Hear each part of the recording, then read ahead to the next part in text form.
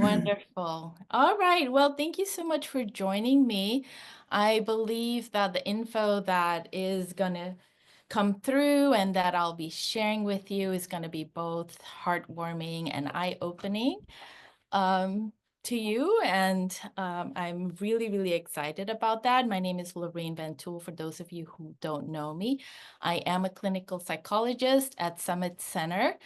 And I am just I'm just thrilled to offer you a glimpse into the inner world and the inner wisdom of these bright and beautiful young souls I'm working with. I also hope to demystify for you what I believe they're saying to me and how this is helping them heal.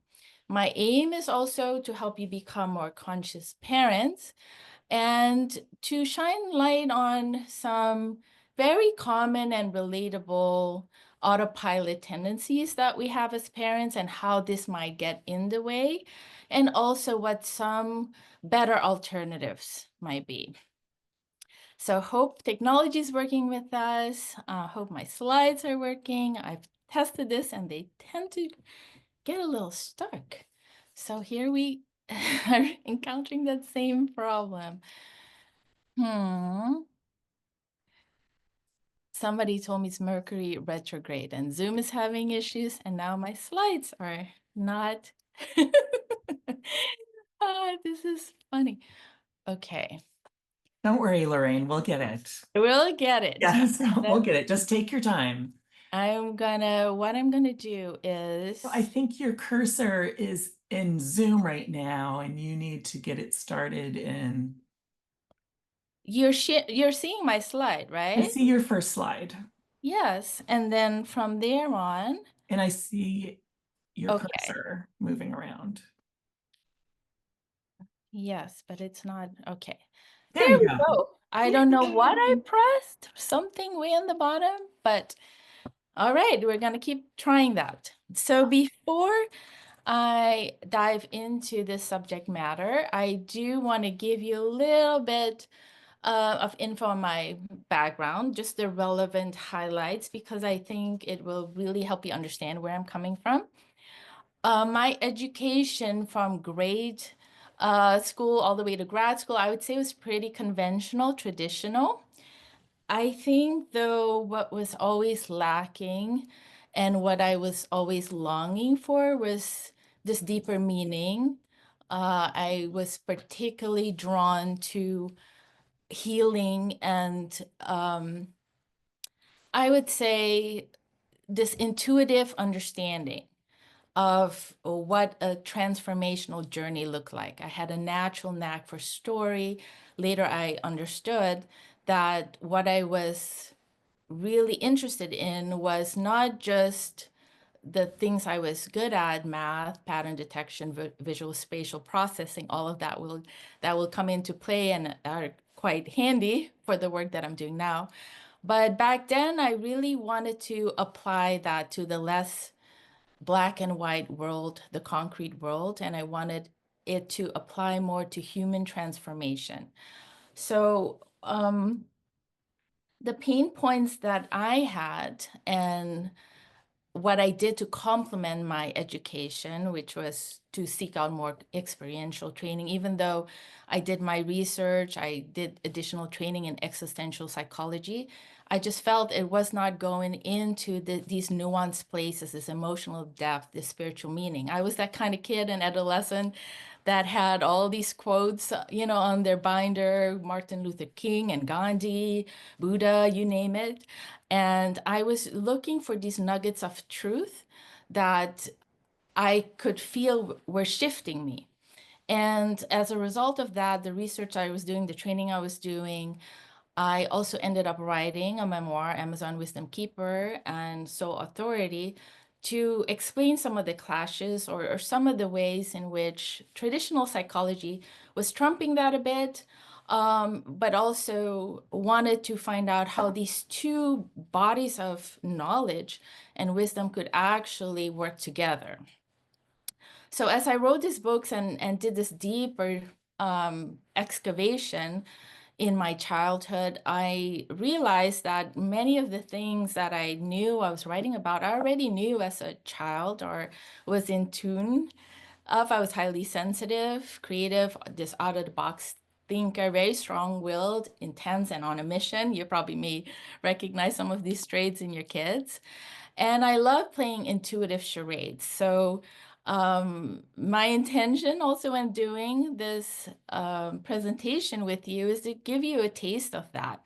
So if I told you that my heroes, my avatars, archetypes you would call these in Jungian psychology, were Mowgli, Helen Keller, and Frank, Joan of Arc, I want you just to sort of exercise that intuitive muscle, and if we played charades, for example, I could be asking you, who do you think I was? What would a hybrid of these characters look like? Well, that's who I was as a kid.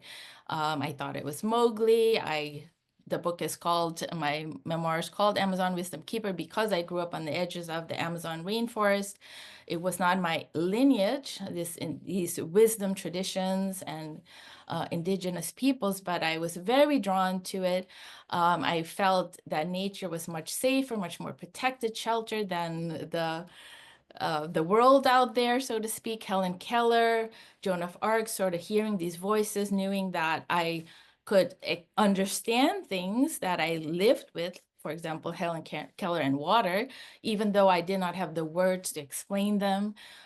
In my history, my native country, there's persecution, there was fleeing the country eventually due to political turmoil. So Anne Frank, all of these characters were giving me permission to be this young girl leader, so to speak, on a mission, but hold my information back. I already had visions and ideas that I'd be writing a book. So that all came true.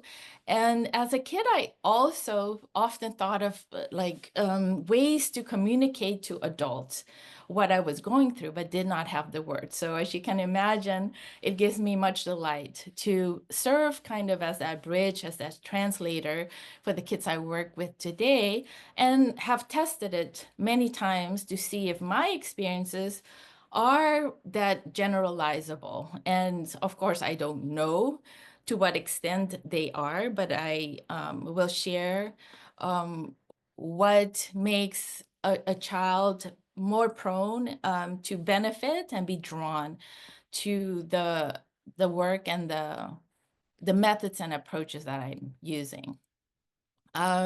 Something that I wanted to point out, eigenwijs is in Dutch means your own wisdom. And you might also maybe recognize these traits in your kids. So I was sort of this old soul, free spirit. And my mother, who was an academic, she was actually principal of a junior high, often called me that. And I had to figure out intuitively, was she kind of endeared by me and, appreciated this precociousness, or was she just so annoyed with me because it could also mean being stubborn as a mule? So I appreciated that she often, even though she was a bit overwhelmed and her buttons were pushed, there was an inkling of appreciation and sort of understanding that I was perhaps onto something. And that is what the talk is going to be about. While many of our kids who are, hair triggered, reactive, and dysregulated might be a lot to handle and still need our guidance, they might at the same time also be onto something that we need to look at a bit more. And that is that fine line where we're going to have to also use our intuition and maybe expand a little bit more to make that decision.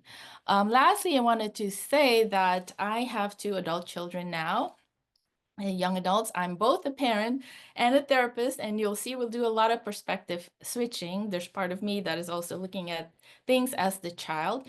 And so what I'm trying to say with that is this talk is not necessarily to encourage you to do some of these things at home, or because I'm saying you should have done that or parents should do these things at home. I'm not. My kids, it would not go over well, but it helps for me, and it did help me to understand what might be going on due to my own experience, or me able to sort of guess and intuitively grok what might be happening. And I'll share some delightful stories in raising them, and how they're doing now, both now 21, 25, and the journey still continues. So just wanted to let you know that towards the end of the talk, I will give you and offer you some guidance specifically geared towards what you can do as parents. Sometimes that could mean perhaps finding a therapist for your children that does the work that I do. But if not, there are many things that could help their journey and processing. Okay, fingers crossed that this slide now will, right, there we go. I just needed to stay on the bottom.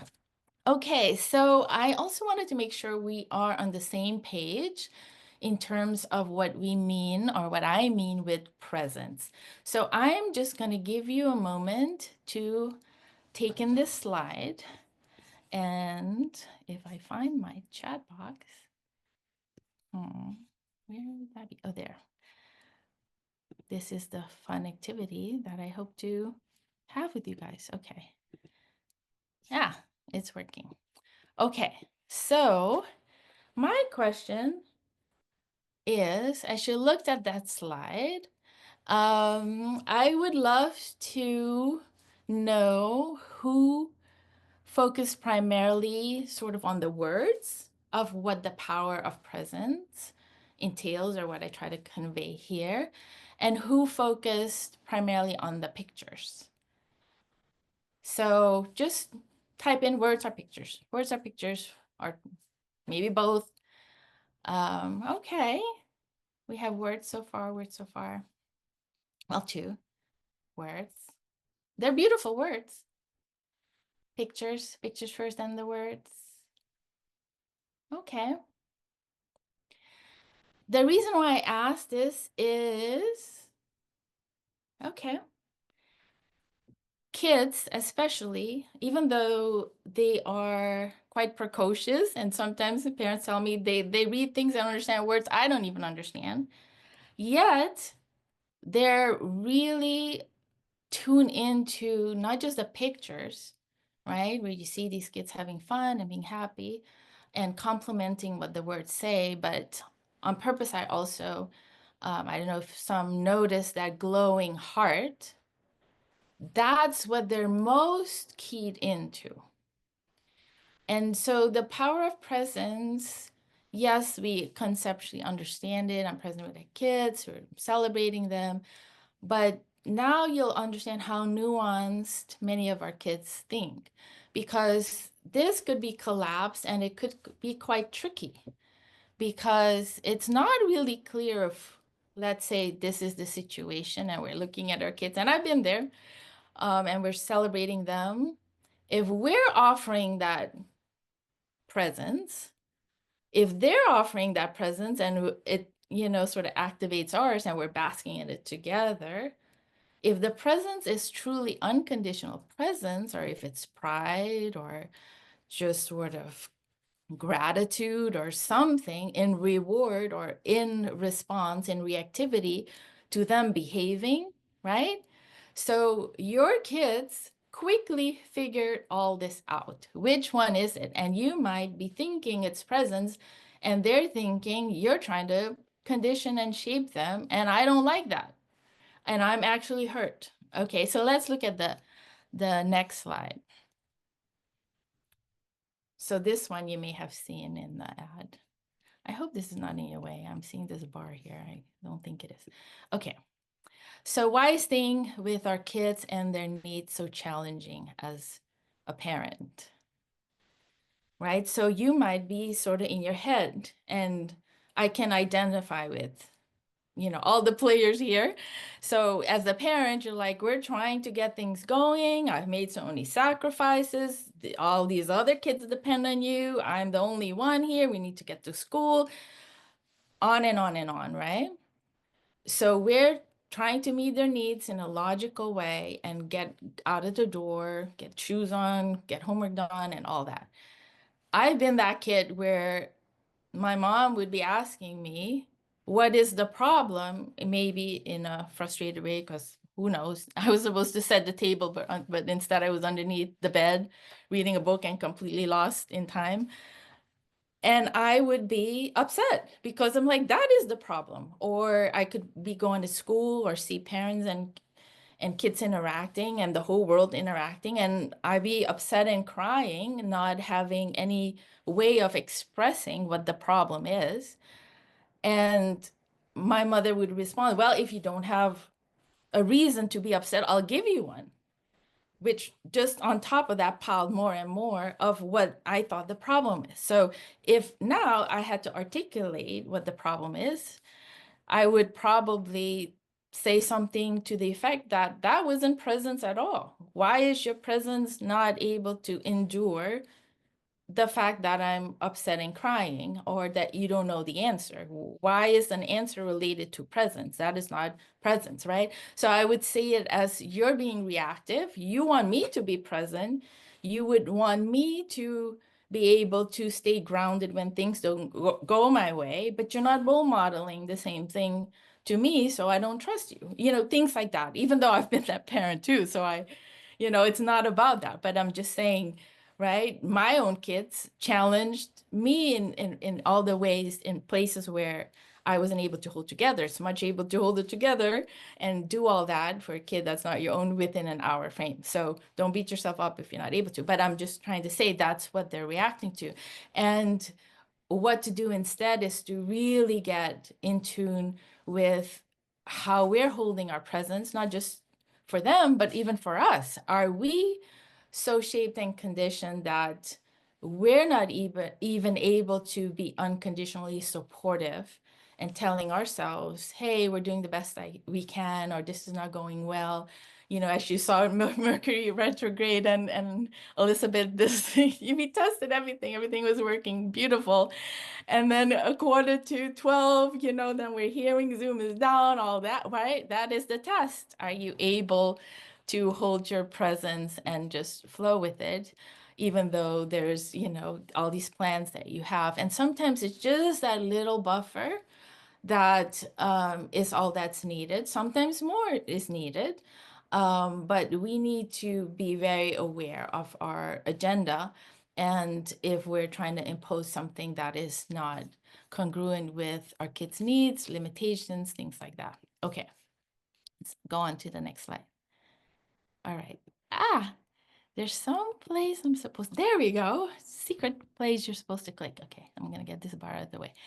All right, so you might also feel this, and I don't know all the answers, but I think there is some truth to this.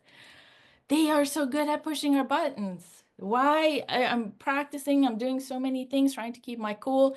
How is it that they find this little crack and this exact place where I have trouble holding it together, where I'm anticipating what they're gonna do when they're gonna have their meltdown?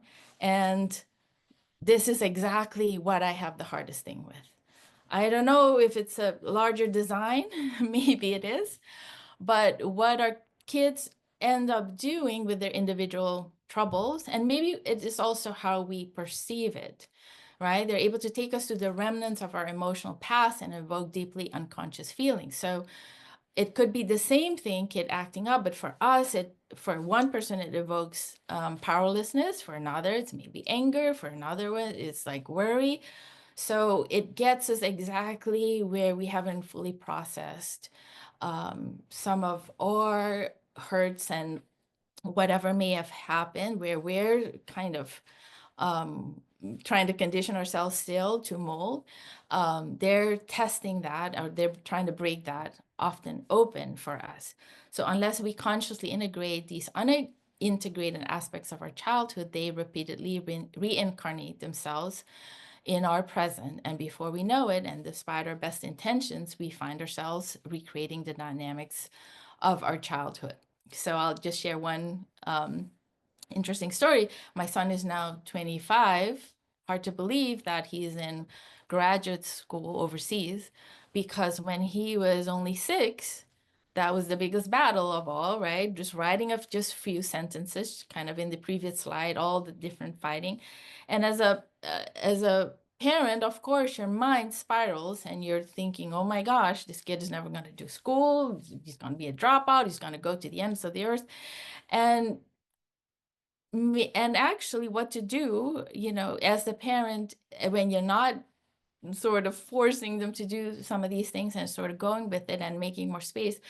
Believe it or not, at 19, he did exactly that, or before then, and refused the SATs, went to junior college for a bit. Then at 19, actually went as far as he could, a little island off Japan, I think 24 hours by ferry from Tokyo. Only went once a week, maybe to prevent us from just popping up. So he moved there, this organic farming for a good 3 months, no money involved, just wanted to completely reset something in his mind. And after that, he felt his own intrinsic motivation and ended up going to UCLA. And now he's graduate school, just finished an interview yesterday that is going to help him do this internship he really enjoys.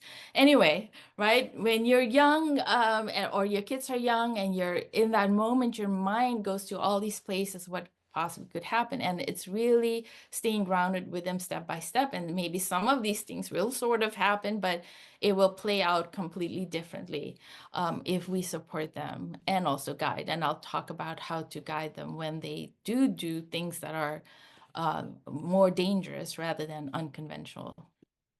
Okay, where is that line? There we go. So I use this word determined autopilot disruptors in honor of this 6-year-old boy that I'm seeing who calls it that or called himself that. He was really determined to disrupt. So I just wanted to make sure we're on the same page to what does it mean to be neurodivergent versus neuronormative. It's more of the typical, not typical. Elizabeth is going to share actually a study when I show you the next slide about the myth of being normal or the myth of normal. So typical is more normative, but is that really normal, right?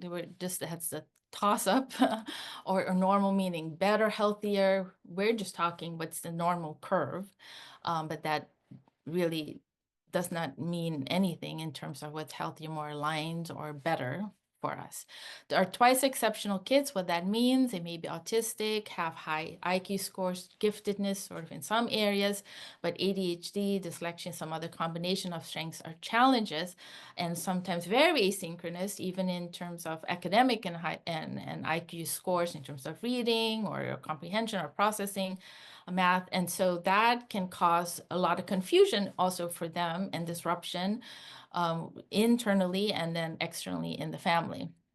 So some things that are affected is the executive functioning, the learning processing struggles or differences. But what we also see that makes us understand there's more going on is their intense, strong-willed personality. And I'll explain a little bit more what this little boy meant with determined in being disruptive. They can seem distracted. This all depends on the perspective. Are they distracted, or is sort of our wholeness, this tree maybe that we are with many branches, overly pruned by society? And are we supposed to just streamline and be in one flow and everybody productivity focused, and they're disrupting that? So it all depends on the perspective. Often many do much better when they understand that that's not for them, and they create an environment and honor the inner processes in a way that is more congruent and aligned with how they work. So you see the rigidity, black, white, polarized thinking.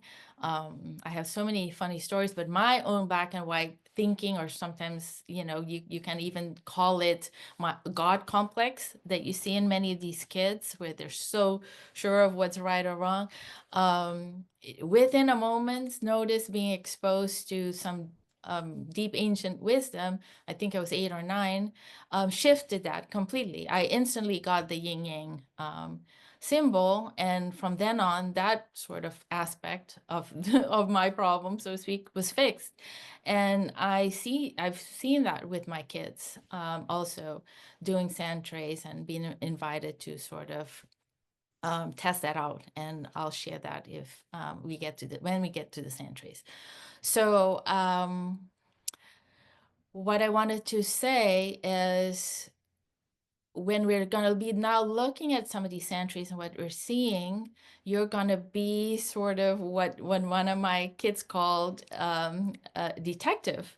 He asked me if I had a sixth sense, and I asked him, where'd you even learn about that? I had not brought it up. I think he was in tune with me, sort of being in tune with his sixth sense, or what he said, he had a sixth, seven, and eighth sense, only seven, and learned that through YouTube. So already complementing, right? Finding ways to complement his inner wisdom.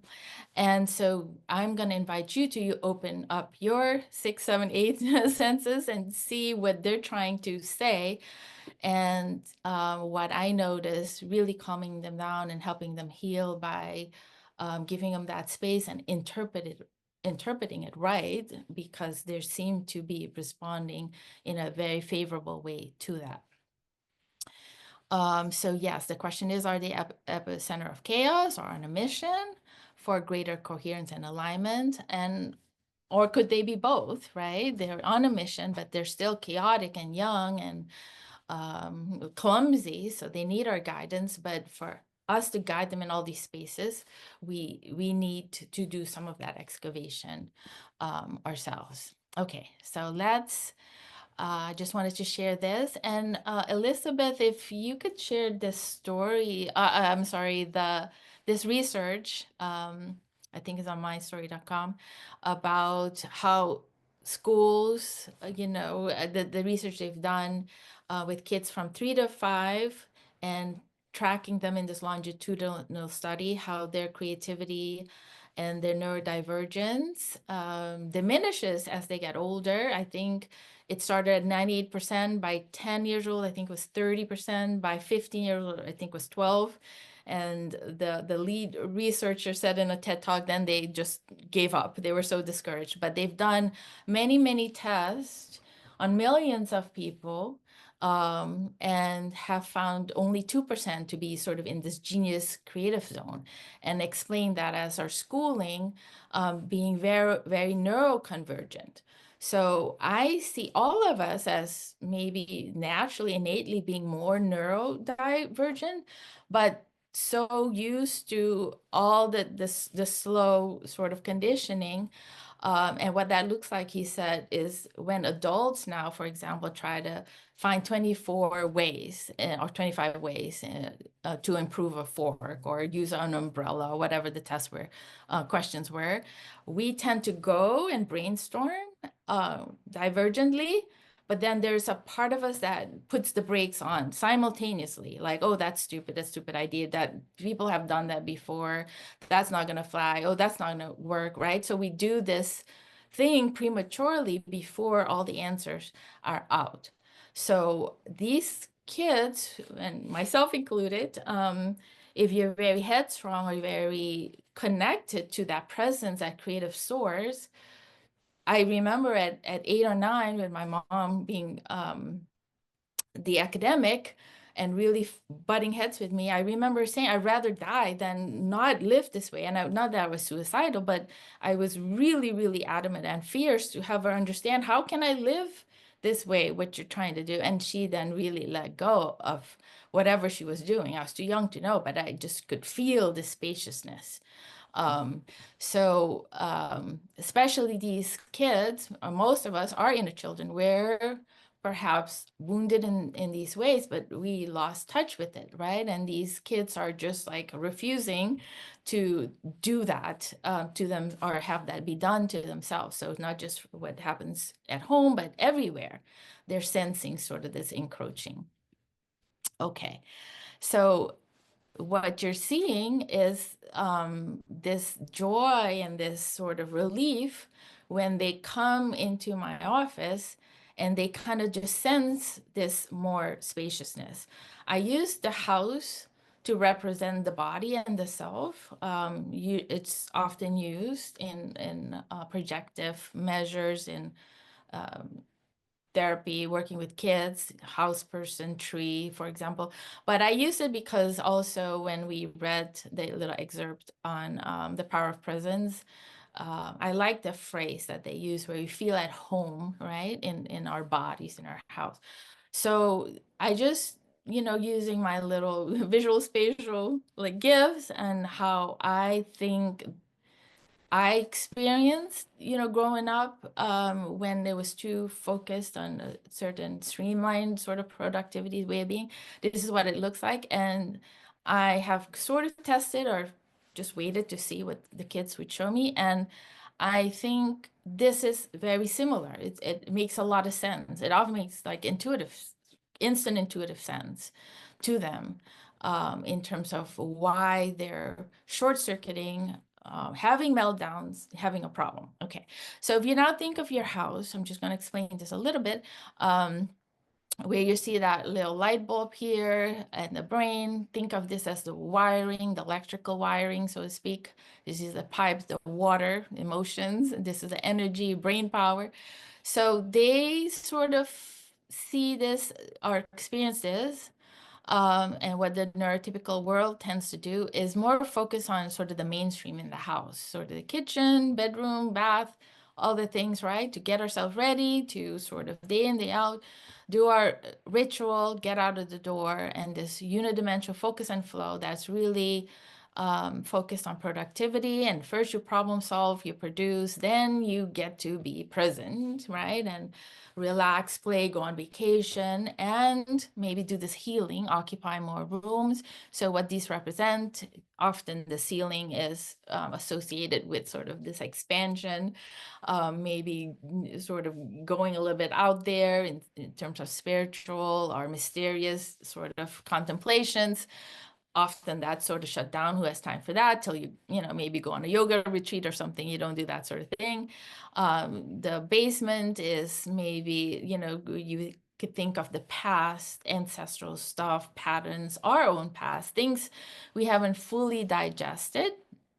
We also often don't want that sort of, we think of it as disrupting our productivity, right? Our emotions sometimes, often, or even our physical needs are often seen as disruptive. I'm too busy. I can't go to the bathroom, have lunch, do all these things, sleep even. So then we have also technology really sort of being a problem and addictive. Even as adults, we can get pulled into social media, all the different things. Um, and I'll say what we can do about that and how to extract sort of the energy and what's going on in that space in a different way. Nature outside, the messiness, sometimes we also limit that. It's just, not just physically messy, muddy, and all the things, but, our nature, true nature, messy side, where we need to sometimes go into the composting and really understand that process and embrace it for us to sort of get to a better place, right? So when all this is happening, there's too much energy running in this small area, and it leads to the short circuits and often the disruptions. So the next home, imagine this just being sort of you in this home, and we're sort of wanting to activate and energize this in them. They tend to come, kids tend to come this way, right? More neurodivergent, like I said before, we're streamlined. So there's a aspects very dreamy, very creative, curious, not really biased towards one feeling necessarily or another, wanting to just follow and lean into whatever spontaneously happens. But we need to sometimes structure it to get them going. But I'm just saying, right, there's this free flowing, naturally going in all these different places. The same with the game playing, going sort of on the internet, whether it's the new technology or the gaming, all of that could be very exciting. And, these are places where we do sometimes need to step in, because all of these places can become too much. But just having these spaces and rooms within ourselves occupied and organized will make it easier for us to regulate them when they go to these places. The same with outside, the exploration and all that. And so this represents the electrical wires and the pipes. And so having more space for all that to flow de-intensifies what's going on here and allows them to be and ourselves, right? To be more present, more balanced, more whole, more free flowing. And what then happens if we cut sort of and recognize the red flags about this unidimensional way of being. And I'm not sharing that century right now, but literally kids have used this rat race, for example, this crazy, sort of pressure that they're sensing and we're just completely used to as being the problem. So when we set some limits with that, of course, we cannot completely divorce it, but just really wisely decide how much we're going to engage with that or not.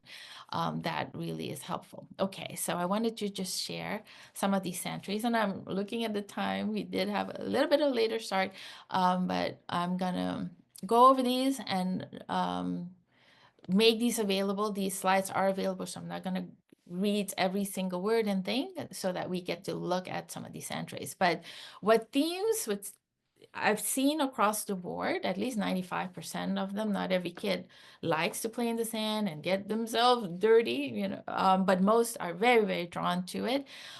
They want boundaries. They're so easily in their energy bleeding into other people that they want to know where they begin and end, and sometimes are very in tune with other people's energies and our reactivity to their reactivity.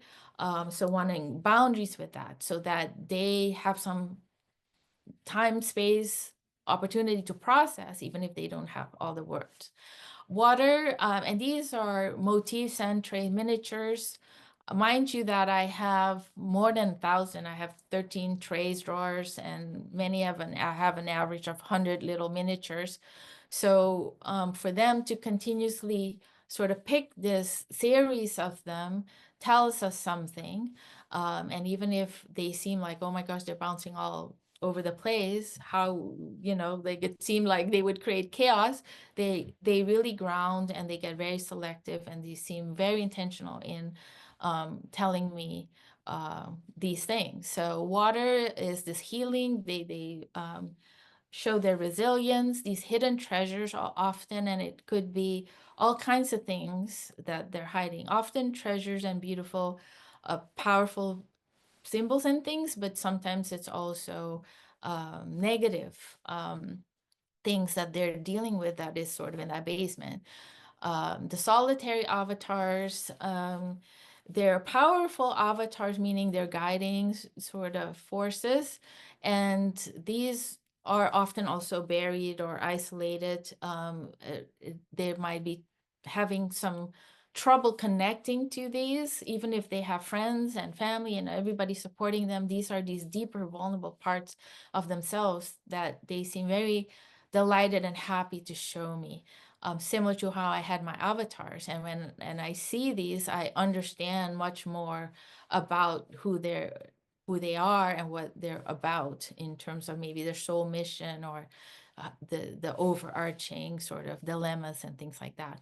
Power symbols, we have resource stores, jet planes. When we look at them, I'll point them out. Protectors, they have sometimes dragons or different guards that protect them. You'll see signposts or spirit guides, fairies, things like that. And new formations, bridges are symbolic of that, trying to cross over, transform, go from one space to another.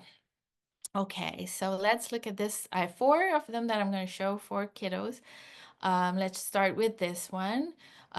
So this was a boy 7 years old, and this is the first and second session already. He was the one who I think, within the first 5 sessions were already asking me about my intuition and aware that he was using his intuition. So I would say a classic representation of ADHD in the beginnings. We're all over the place, not grounding, and literally what you would imagine, playing with things just sort of haphazardly. But when I asked him and I grounded myself too, and I said, I would like you to pick some things that really help me understand you.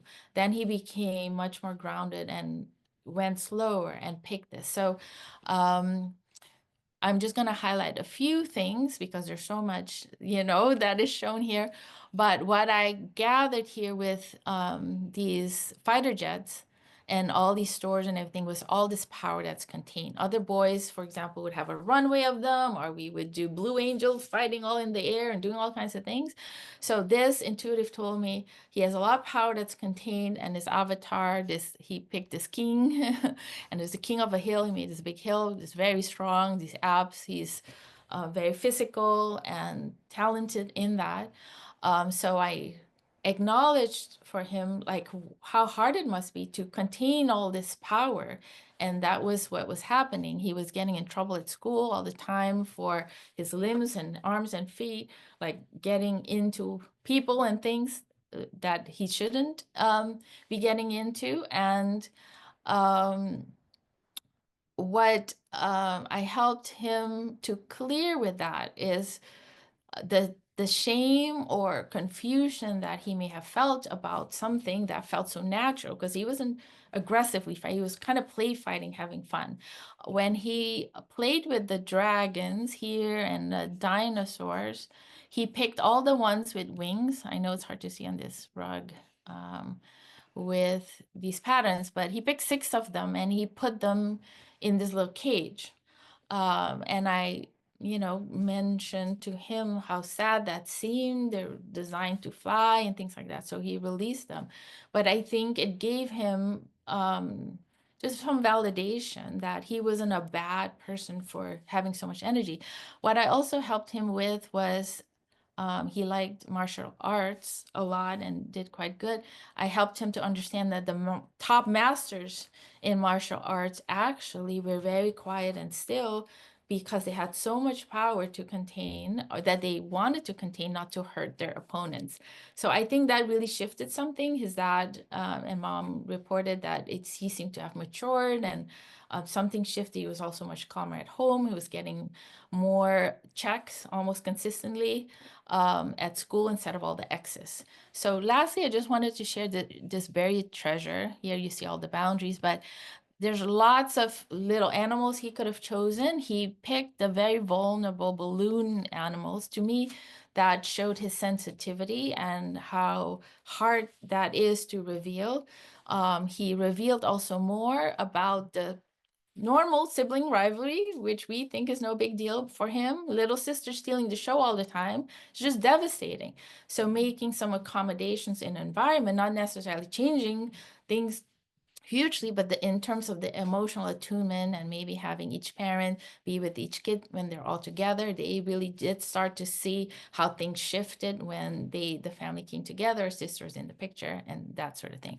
So these legends on the bottom mean what I'm consciously sort of acknowledging within myself and him that he's working at, right? He's expanding using his creativity, he's going deep, he's excavating the exciting. This was how we were using his love for Minecraft and video gaming to entice his good behavior. So that meant he got 4 checks or 10 minutes for such and such a behavior, doing well. And so what then happened in a more playful, relaxed way, he was able to stay on task and do what he was supposed to, even within a more unidimensional, not really sure what the school was like, but the school environment didn't change much. They were attentive to his needs and struggles with the ADHD, but nothing changed much there. But the work that he did led to results at school. So this is kind of what he made at the 5th session. It was this Zen garden, and he was really aware too of how he was feeling, much more calm compared to what you saw before, the shackled and all that.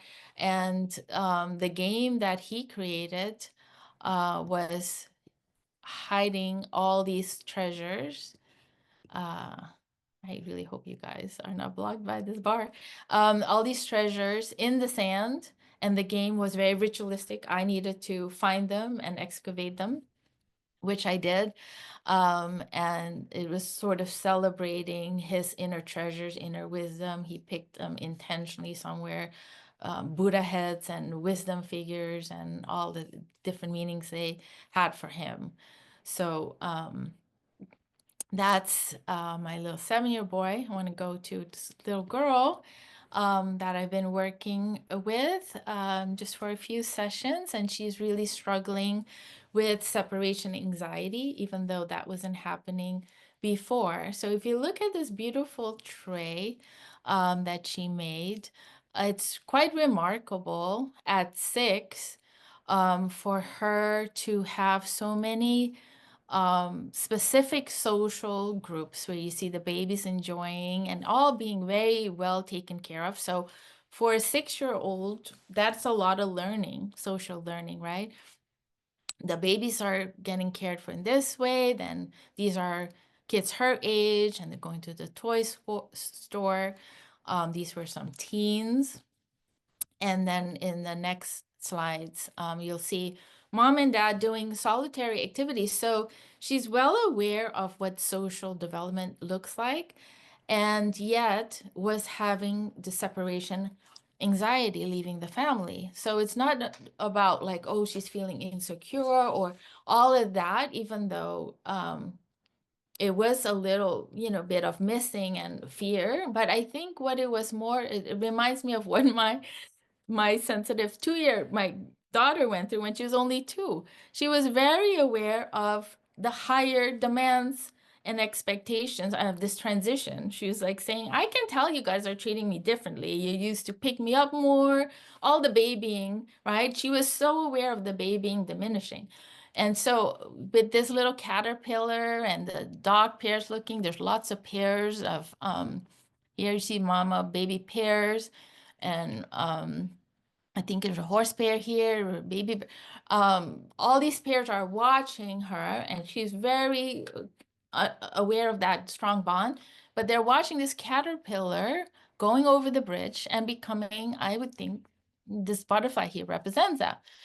So she just wanted a pause and a halt, and everybody understand growing up is not that easy. Here she is also clearing the shame. She's okay, just the way you are.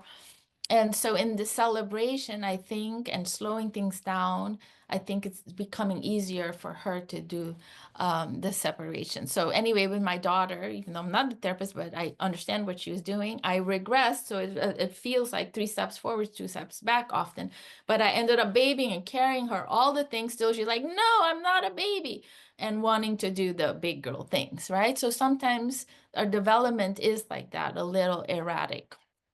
Okay, just wanted to show you what else was happening in this tray. So this is the full tray, isn't it gorgeous and beautiful? And so here's mom and dad doing the thing. Oh, the thing. Oh, can I do back? Yes. Oh, no. It will not go back. Okay, sorry, I didn't point that out, but where she had the boundaries and where she's excavating, that was very precious and different, where there was an owl looking at a little mirror and there was a crystal, and each had little boundaries. The crystal had heart crystal boundaries, and the owl had celestial beings. And she created a little mirror by turning a flask upside down. And so, without really fully apprehending it, that is our avatar, right? This wisdom, this wise little girl becoming aware of herself. Okay, let me just go to these next ones a little faster. This is my 14-year-old teen girl, and she was really having some trouble checking out so much, I think, because of her sensitivity and not able to control it. It's becoming a problem with focusing, school, sleep, all the things. So here she made this barrier and grounded herself with all these precious stones and crystals, again, the flow of water, favorite foods. These are protectors. And she's looking at all the precious forces peer pressures, achievement, things like that. What was amazing, this was the first session. It never happened before. Oh, she put the negative, represented the spider scary things on the edge. So she's setting boundaries this way. And what happened, well, when she was done, was this bird um, tapping on the window, and that never happened before. Like that whole hour where she was there and left after. And so it, to me, it was sort of her, and she agreed with this, her soul, her spirit wanting to come back and feeling safe. And so we did a little bit meditation, and I grounded her, and had that energy come back. The blue fairy and Pinocchio also represents that, right? The life-giving fairy. So intuitively, she picked these avatars. This is the next session where she's going through this transformation, and both butterfly and the snake shedding skin are symbols of transformation. There's that blue bird. You have the flowers and the crystals. So the next one, this is 3 months later, you see this tray where she is much more in this multidimensional flow, target coherent, she's expanded. And again, it's kind of like the Zen garden, feeling much more at peace, but not things, don't need to be perfect, but she has a little buddy. Here's Nemo and Dory, and they're feeling life and going through the waves and ups and downs of life with confidence, and enjoying, again, also their favorite foods. Here's, I think, a hamburger and French fries. Okay, so the last one is a male, 16-year-old. And this tray was his first tray a little later in the game. And here you see maybe a little harder to interpret, so I'm going to explain that. This is finals week, and this is more of the scary, chaotic place, even though he's worked really hard wanting to be the tortoise in this hare race or the rat race. But in this environment, it was so scary. I don't even know how he kind of knew about the Twin Towers, but he was imagining what's the worst case scenario to express how stressed I'm feeling. And that's what he came up with. And he was forcing himself to be in this one mind track, just focus on school. These are all the favorite things that are cut off at life, and smiling, and favorite food, rest, is his phone, his spirit guides, sort of, these fairies. So what I did with him, and I've used this intervention, had used it before, sort of when we put all our eggs in the basket, and are just academically and productivity focused, then often our emotions are not getting, enough attention, and how can we diversify, our baskets and things like that. So just as a result of that, he made some changes to the tray. And here you see what he actually did. He removed the barriers, he removed the Twin Towers, he put a ladder instead. The fairy is here helping with crossings, just much more supportive. And he's trusting himself. He's under the shade of the tree with his little glasses, reading his book and studying, and all the things he needs are right there with him. So his intuitive creative resilience, when you then do follow up, you do see that they're able to implement that and take it into other scenarios where this attunement with the self is helping them. So he set good enough limits, he did well on his exams, set physical, slapped, all the things, created a shift in him so that he could give himself permission to do these things. Because many times, we do mentally understand what's needed, but we don't give ourselves permission. Okay, so just the last few slides, wrapping it up for you. So as a parent, and I highly encourage this book, Courageous Parents, that explains how to do this, these 4 pillars that will help with reducing the helplessness, dysregulation, family chaos, no matter what is actually happening and how our kids' brains are wired, and what their needs are. You're just focused on your presence, most of all, your self-control, so that you're not reactive to their reactivity.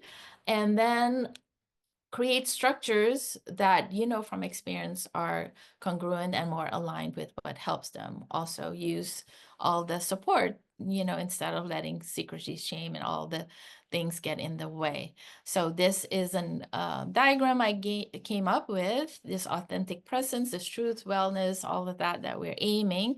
It does sit on a pyramid and on all these levels where we get to explore this within ourselves. If there's history of maybe abuse, manipulation, mistreatment, even if we moved on from that physically, we need to make sure we also clear and really digest, move on from all the ramifications of that and what that could look like. This one is very hard to detect, and I see a lot of this sort of happening. And when we excavate, you see that there's more that needs to be done maybe on this level. And then you could, for example, if needed, get also your own supports and therapy so that it's easy for you to anchor in this presence. Okay, so last slide. Oh, this is just the parent reflecting the lesson just in words. It is basically saying, when my kid acts up, we're much better able not to react to that and role play and role model how to constructively express himself, and that it's nothing wrong with having whatever feelings he's having, and especially being attentive to tone. So this is my final wrap up, and then I just wanted to end with just a little announcement of these two girl groups that I'm doing. But in some, think of quality over quantity, slow down, right? Excavate your own inner treasures, determine some of these red lines and hard stops for yourself, what you need to set boundaries with, and what you want to teach to your child and have them eventually also set boundaries with. Do a lot of role modeling, continuously expand and deepen your own sort of occupation of your house, slow down. And so when you help them regulate their emotions, also wonder what might be their mission, what are they trying to tell me?